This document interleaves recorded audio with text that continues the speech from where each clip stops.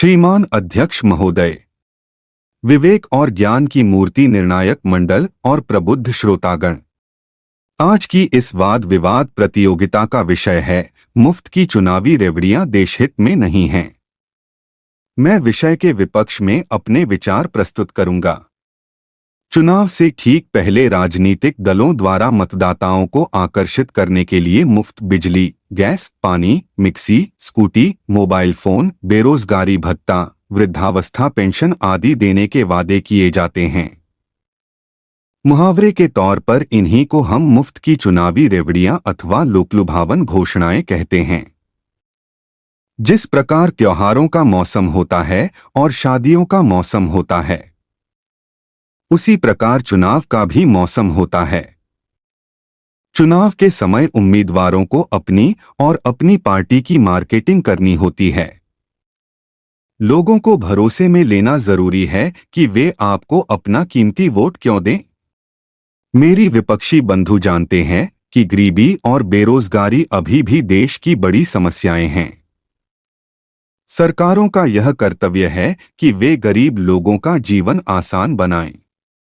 भारत में आर्थिक रूप से 3 वर्ग पाए जाते हैं: अमीर, मध्यम वर्ग और गरीब। अमीर को जरूरत नहीं, मध्यम को फुर्सत नहीं और गरीब को मोहलत नहीं। गरीबों के लिए देश में सरकारी स्कूलों में दोपहर का भोजन, गरीबों को मुफ्त आवास, मुफ्त इलाज, सस्ता राशन, किसानों को फसल बीमा योजना और मनरेगा जैसी योजनाएं कई वर्षों से चल रही हैं। कोरोना के समय देश में 220 करोड़ मुफ्त वैक्सीन लगाई गई क्योंकि मेरे देश के लोगों का जीवन अनमोल है। अगर अमीरों के घर में टेलीविजन, रसोई में मिक्सी, बच्चों के पास लैपटॉप, महिलाओं को स्मार्टफोन और वाहन जरूरी हैं, तो गरीबों को क्यों न मिले। सरकारें उद्योगों को भी राहत देने के लिए टैक्स छूट की घोषणाएं करती हैं, जिसे प्रोत्साहन या स्टिमुलस का नाम दिया जाता है। तो फिर गरीब आदमी को राहत देने में आप अर्थव्यवस्था की दुहाई क्यों देने लगते हैं। पिछले वर्ष रिजर्व बैंक ऑफ इंडिया ने 10 लाख करोड़ रुपए को एनपीए घोषित कर बट्टे खाते में डाल दिया। क्या मेरे विपक्षी बंधुओं ने सवाल पूछे? चुनावी घोषणाओं में यदि लक्ष्मण रेखा पार न की जाए तो इसमें कोई बुराई नहीं है, इससे फायदा है। आंकड़ों को देखें तो पता चलता है कि जहां 1975 में गरीबी 55% थी, वहीं 2021 में 7.6% रह गई। 2022-23 में भारत सरकार ने 81 करोड़ लोगों को मुफ्त राशन उपलब्ध कराया। सांसदों को रियायती दर पर भोजन, मुफ्त यात्रा, टेलीफोन, पेंशन और हजारों रुपए के भत्ते दिए जाते हैं। तब आपको कोई तकलीफ नहीं होती। सेना में भी राशन मुफ्त ही दिया जाता है। सीएसडी कैंटीन में सस्ती चीजें भी उपलब्ध कराई जाती हैं। तब कहा जाता है कि सैनिक देश सेवा करते हैं। तो क्या गरीब मजदूर और अनाज पैदा करने वाला किसान देश सेवा नहीं करते? अध्यक्ष महोदय, मेरे विपक्षी बंधुओं के पास ऐसा कोई प्रमाण नहीं है जिससे यह सिद्ध किया जा सके कि अधिक घोषणाएं करने वाली पार्टी हमेशा ही चुनाव जीतती हो। देश में सबसे पहले 1982 में आंध्र प्रदेश में तेलुगु देशम पार्टी ने 2 रुपए किलो चावल देकर लोकलुभावन योजना की शुरुआत की थी। आज तेलुगु देशम पार्टी राजनीति के नक्शे से लगभग गायब है। आज उस पार्टी के केवल 3 सांसद हैं। राज्य में भी वह 175 में से 23 सीटों के साथ अल्पमत में है। देश का मतदाता शिक्षित और समझदार हो चुका है।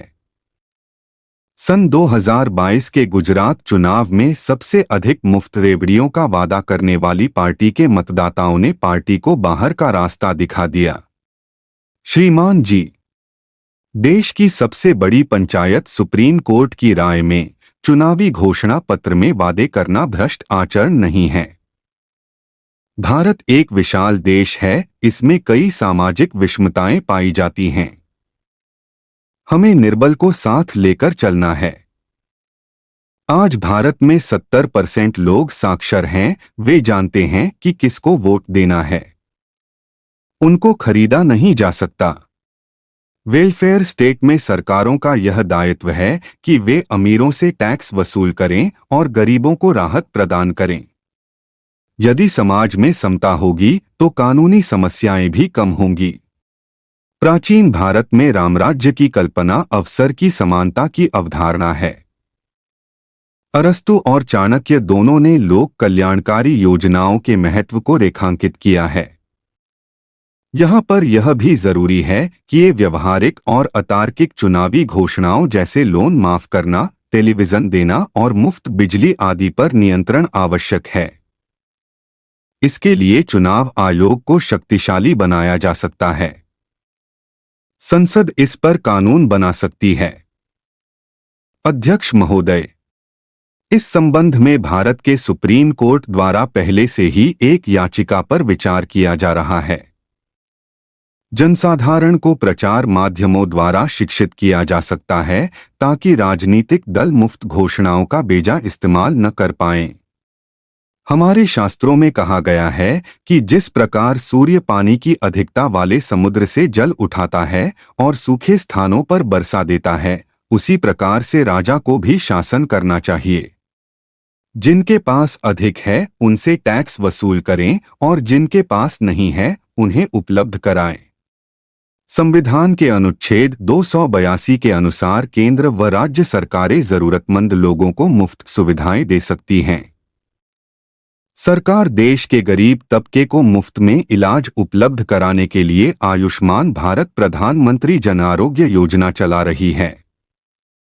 इस स्कीम से देश के करोड़ों लोग लाभ उठा चुके हैं।